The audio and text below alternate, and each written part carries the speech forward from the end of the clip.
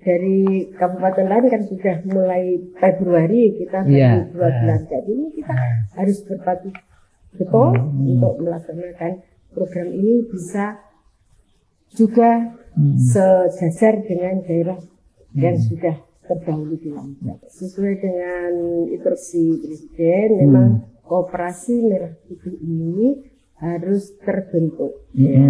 Dan tanggal 12 Juli itu semuanya harus sudah berbadan hukum. Dan alhamdulillah untuk Kabupaten Magetan ini kan ada 235 desa kelurahan. Dan alhamdulillah ini juga sudah terbentuk berbadan hukum. Ini sangat menguntungkan sekali dengan adanya NGG ini. Jadi nanti anak-anak kita bisa sehat, gizinya terpenuhi, dan ekonomi bisa bergerak. Di Kabupaten Magetan ini UMKM-nya sudah banyak yang mendapatkan kurasi ya. Jadi bisa sudah banyak produk-produknya yang dikirim ke market.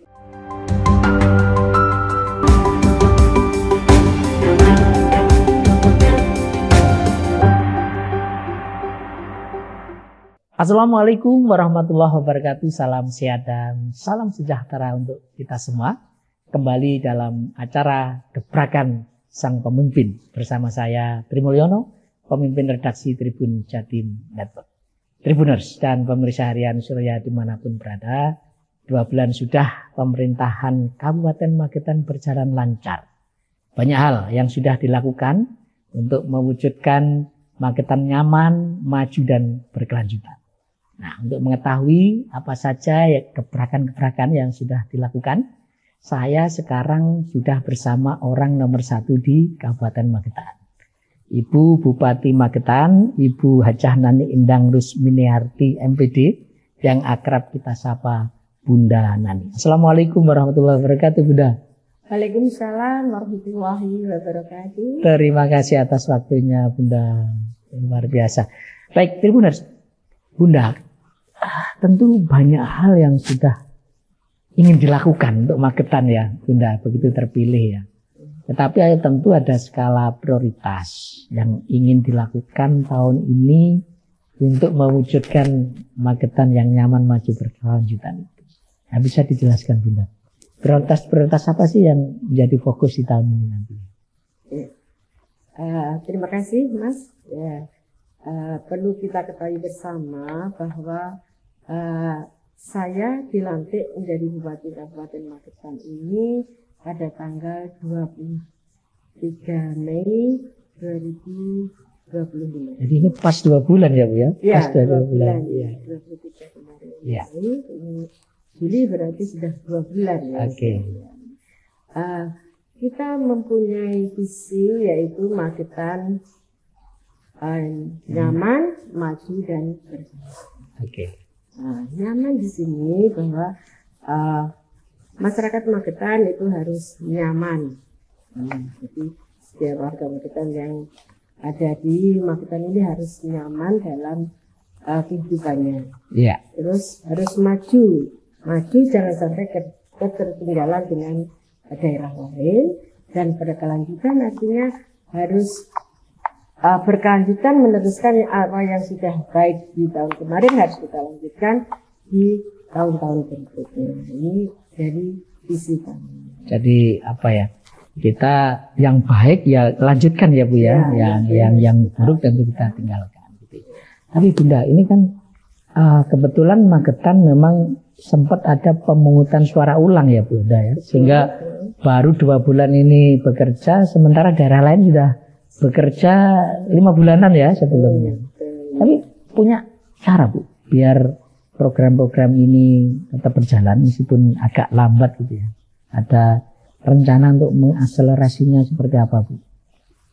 Ya, karena kita dilantiknya terlambat ya dengan daerah-daerah yang lain, karena kita mengalami PSU. Ini memang satu-satunya kabupaten yang ada di Provinsi Jawa Timur yang harus melaksanakan PSU.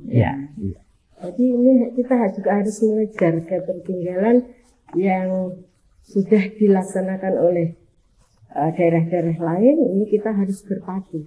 Memang harus mengejar ketertinggalan yang sudah berapa bulan ini kita laksanakan. Jadi dari kabupaten lain kan sudah mulai Februari, kita baru 2 bulan. Jadi ini kita harus berpadu betul untuk melaksanakan program ini bisa juga sejajar dengan daerah yang sudah terdahulu dilakukan.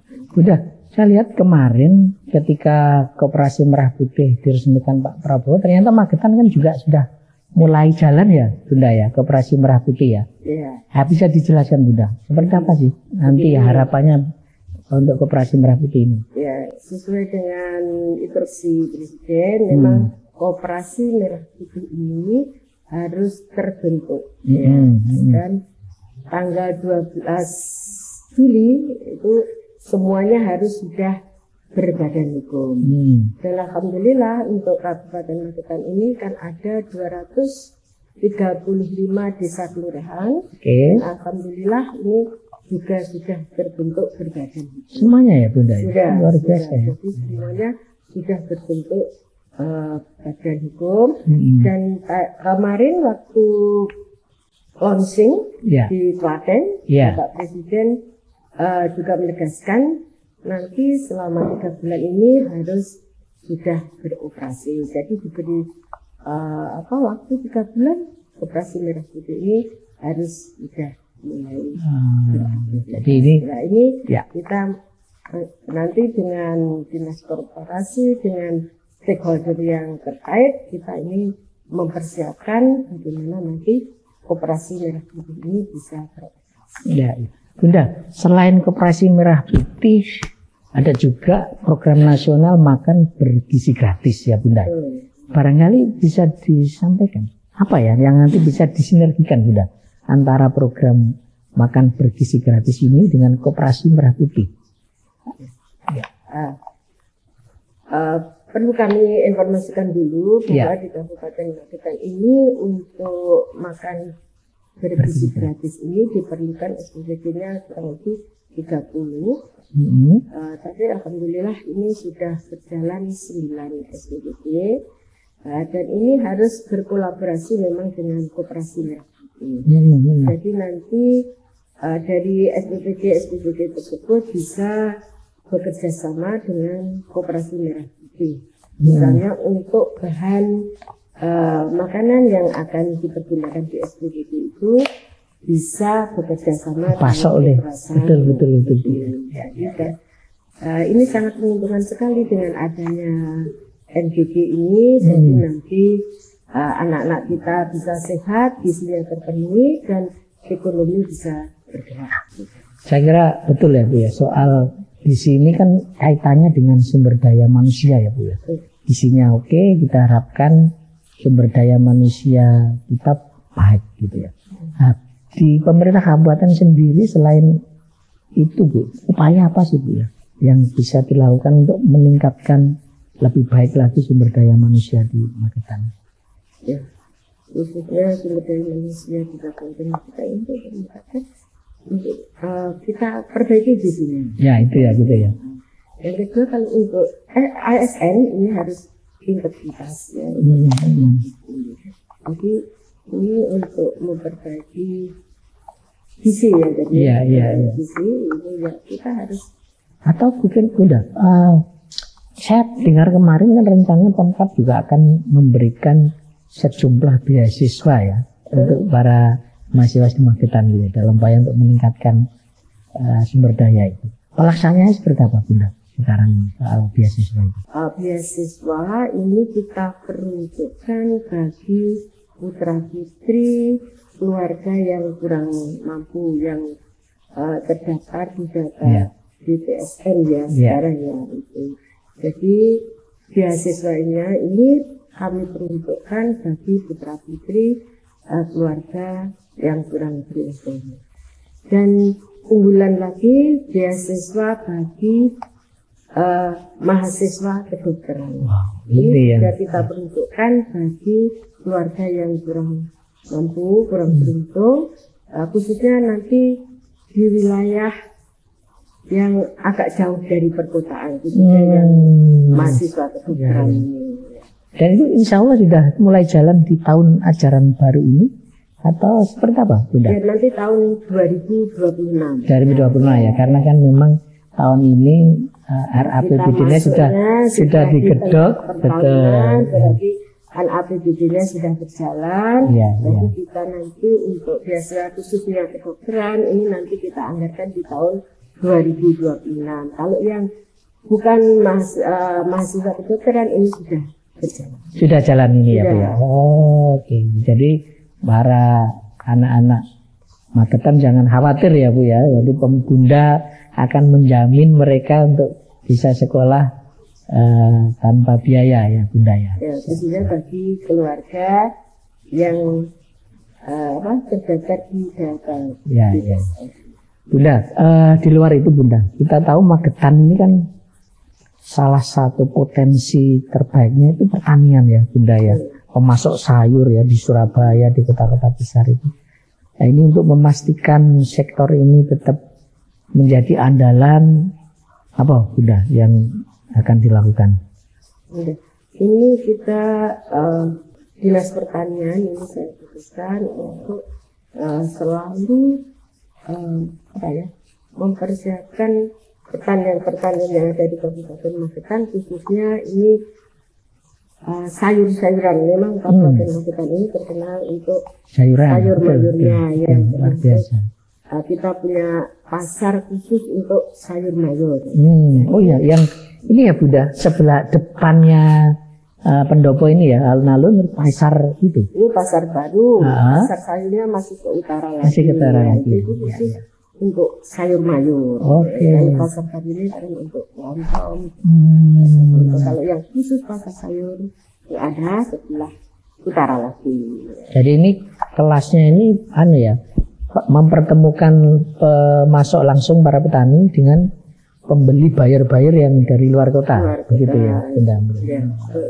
Ya. Jadi sayur agak ini agak ke utara. Ya. Yang tidak kalah menarik kan soal wisata ya Bunda ya, Telaga Sarangan, beberapa spot baru juga pertumbuhan ya sektor wisata di Kabupaten Magetan. Nah, barangkali bisa disampaikan apa yang dilakukan untuk memodernisasi lah paling enggak Bunda terkait wisata.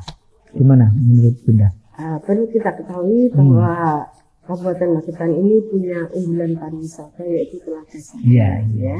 Kendal ini Bunda. Alami ya. Dan itu untuk menarik wisatawan. Oleh sebab itu kita harus mempersiapkan destinasi wisata itu harus kita perbaiki. Karena kita selain punya Telaga Sarangan, kita punya kebun refugia. Oh ya.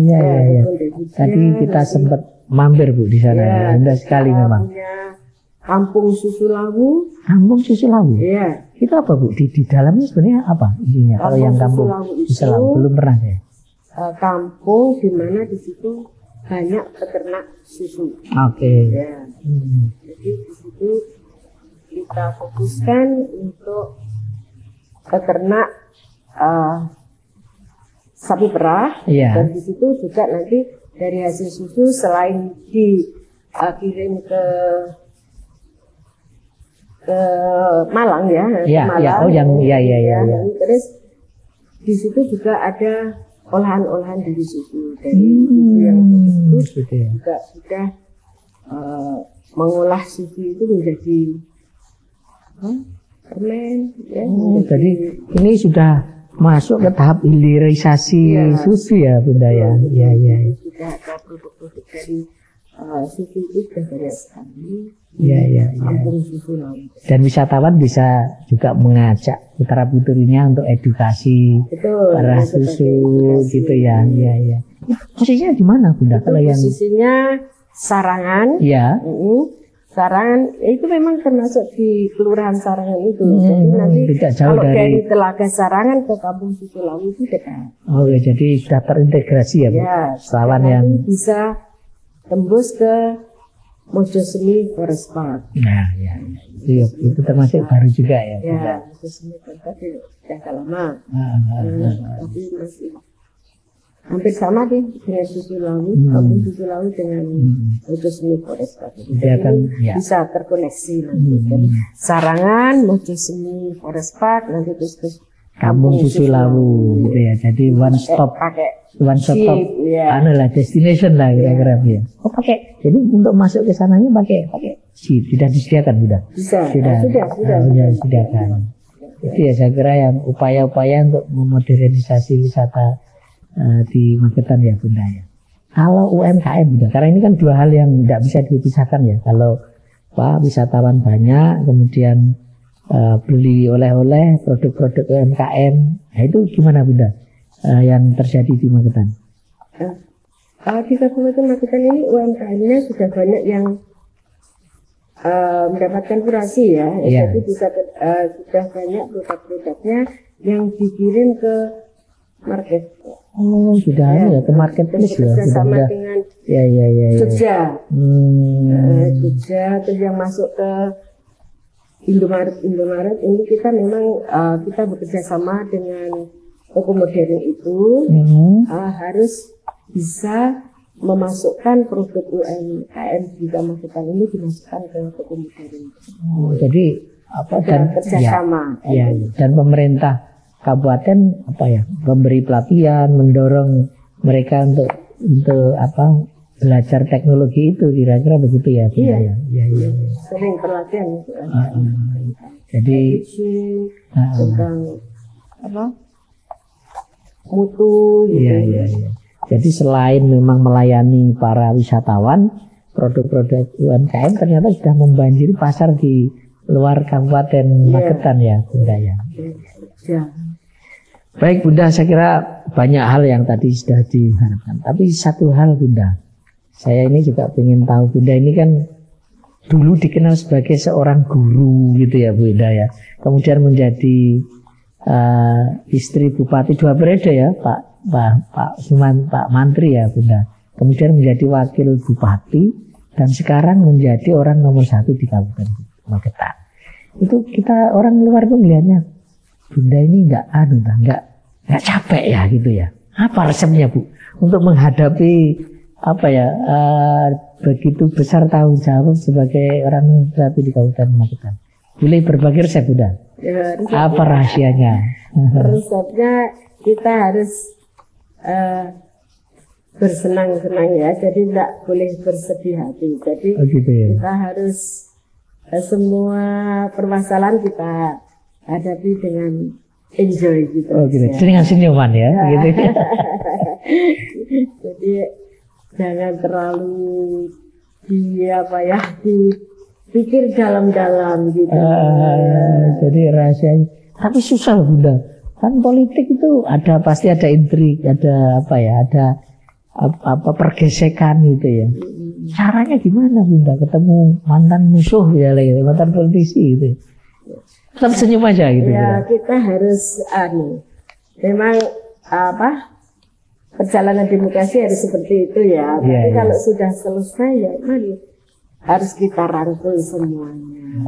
Ini yang susah Bu ya. Ya yang susah. Tapi udah ngomong-ngomong sebenarnya pernah Bunda itu bercita-cita menjadi bupati waktu kecil lah, kira-kira dulu kan biasa anak-anak cerita kamu cita-citanya apa gitu. Bunda pernah nggak punya cita-cita menjadi orang nomor 1 di Magetan?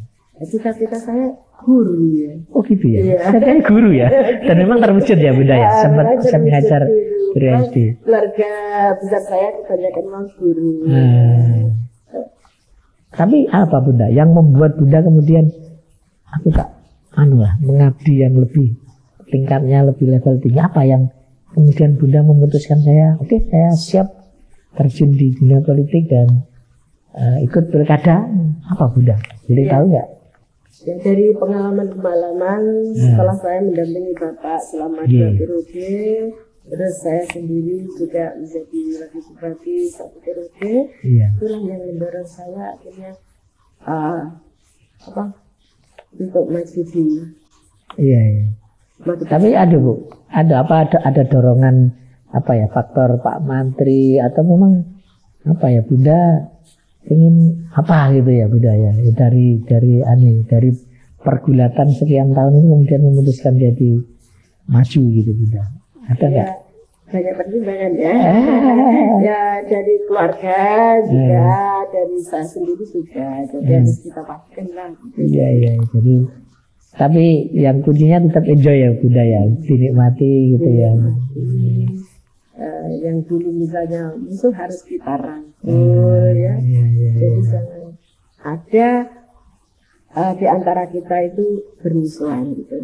Semua harus kita betul. Mari kita bersama-sama untuk melakukan pasukan bersama. Baik lagi. Benar. Jadi pesan kunci Bunda Nani adalah kita mari bekerja sama untuk memajukan Magetan Bunda ya. Semua pihak kita lupakan kejadian kontestasi kemarin gitu ya. Saatnya kontestasi harus seperti itu ya Mas. Saatnya kalau sekarang. Sudah selesai, mari kita bergabung untuk memajukan Magetan ke depan. Baik Tribuners, pemirsa Harian Sore dimanapun berada. Demikian obrolan saya dengan Bunda Nani, Bupati Magetan. Terima kasih. Sampai ketemu dengan tokoh-tokoh selanjutnya. Saya Tri Mulyono, pamit undur diri. Assalamualaikum warahmatullahi wabarakatuh. Salam sehat dan salam sejahtera untuk kita semua.